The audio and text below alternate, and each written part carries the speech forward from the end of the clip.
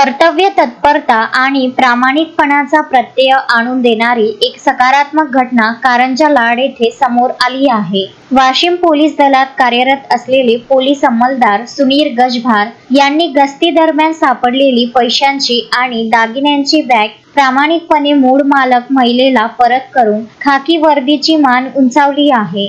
मिळालेल्या माहितीनुसार पोलीस सुनील गजभार हे कारंजा लाड ते दारवा मार्गावर गस्त घालत होते। या दरम्यान त्यांना रस्त्यावर एक बेवारस बॅग पडलेली दिसून आली। त्यांनी ती बॅग ताब्यात घेऊन तिची तपासणी केली असता त्यामध्ये 15,000 रुपये रोख, 5 ग्रॅम सोन्याची पोत आणि चांदीच्या कड्यांची जोडी असा मौल्यवान ऐवज आढळून आला।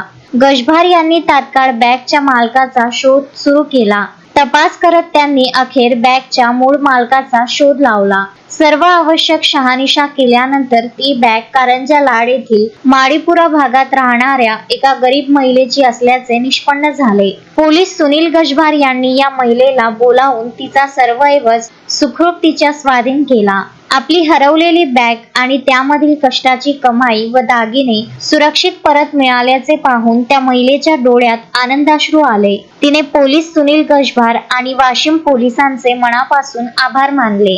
सुनील गजभार यांनी दाखविलेल्या या प्रामाणिकतेमुळे आणि उत्कृष्ट कामगिरीमुळे पोलीस दलासह सर्व स्तरातून त्यांच्यावर कौतुकाचा वर्षाव होत आहे। मेरा नाम अल्ताफ सलीम